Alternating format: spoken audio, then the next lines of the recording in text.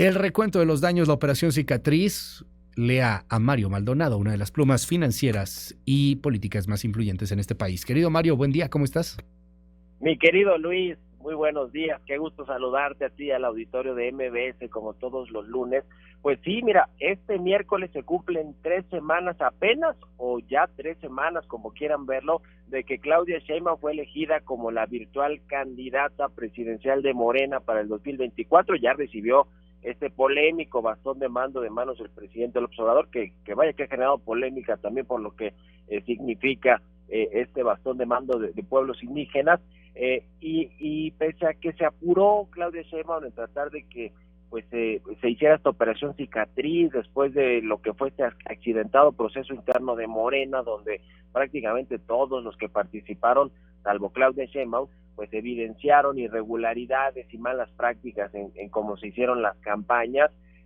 Pues, se apuró Claudia Sheinbaum para buscar que esa operación Cicatriz fuera rápida, que les dio cargos, cargos temporales en realidad a todos estos que ya mencionabas, a Gerardo Fernández Noroña es el vocero, pero de aquí a que sea, digamos, electa ya candidata de manera oficial con los tiempos que nos da el INE, pero lo mismo con Ricardo Monreal y con Adán Augusto López, ¿no? Estas coordinaciones que tienen, pues en realidad son cargos temporales y que mira, da la impresión que ni siquiera los están ejerciendo. Yo no he visto a Ricardo Monreal muy activo haciendo todo este control territorial, ni a Adán Augusto López, que más bien a él no se le ha visto, pero ni el polvo, no se ha sabido nada pues del no. secretario de Gobernación desde que concluyó este proceso interno de Morena. Y un poquito el recuento de los años viene precisamente por eso. La verdad es que parece que ni Adán Augusto López, ni Ricardo Monreal, y mucho menos Marcelo Ebrard, quedaron convencidos de los resultados del proceso, no les dan crédito. El único que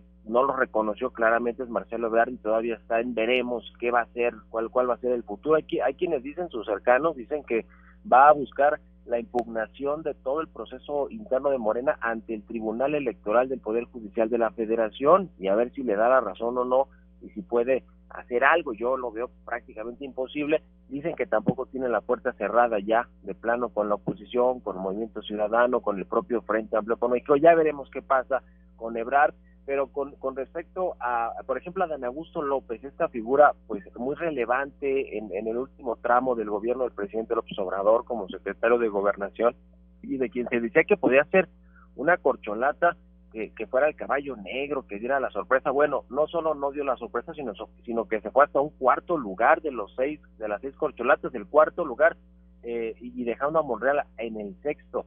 En la operación Cicatriz, bueno, se culpa ahí del fracaso de Adán Augusto López. Además, yo creo que él mismo cometió errores.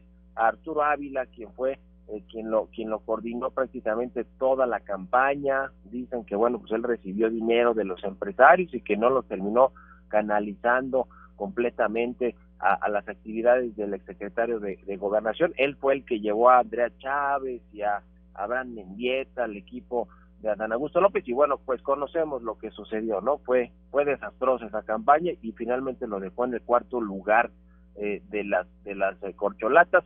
El caso de Ricardo Monreal creo que es todavía más vergonzoso, ¿no? Porque se fue hasta el sexto lugar y conforme se dieron los lineamientos de qué cargos les iban a entregar a las corcholatas que no ganaran, pues Ricardo Monreal prácticamente ya no tiene cabida en ningún lado, ya no puede repetir como senador, no va a ser el coordinador de los diputados de Morena, no va a ser el candidato de Morena en la Ciudad de México. Pues ¿qué le queda? Quizá pelear por la alcaldía de Cuauhtémoc, no él, alguien cercano a él que pudiera mantener, digamos, todavía este bastión en la Ciudad de México por parte pues de la oposición, porque hoy es Sandra Cuevas, la alcaldesa de Cuauhtémoc. Así que mucho aprendizaje, reflexiones deberán de quedar después del proceso accidentadísimo de las corcholatas, sobre todo de cara a lo que vendrá ahora con los 9 estados, pero en particular con la Ciudad de México. Yo creo que Claudia Sheinbaum algo aprendió de ese proceso federal de las corcholatas, o buscar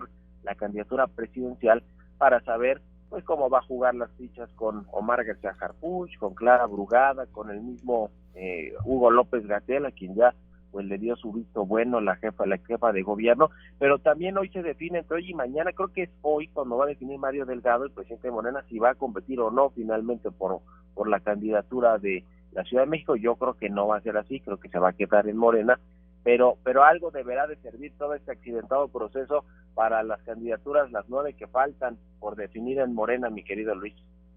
Vaya tema, porque pues bueno, ya empiezan justamente en esta semana con estos asuntos, ya hay favoritos, ya hay cargadas, ya hay quien abiertamente de plano dice, bueno, pues Claudia Sheinbaum va a tener mano, ella va a decidir quién va, quién no va, como dando a entender o sea, neta, alguien creyó en la encuesta, y pues a ver en qué acaba. ¿Sabes qué es lo más interesante?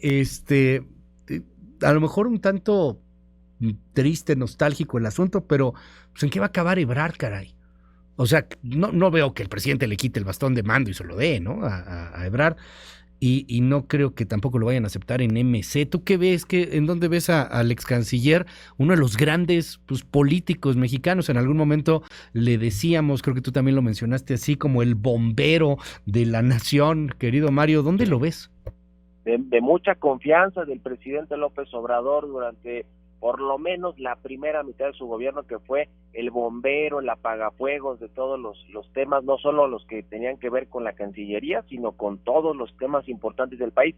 Mira, él sigue estirando la liga, creo que se ha dado cuenta que ha cometido errores en el camino desde que se llevó a cabo todo el proceso interno, que decidió participar, aceptar las reglas, presionó al presidente, a Morena, a Claudia Sheinbaum para que renunciaran a los cargos, para poner sus reglas.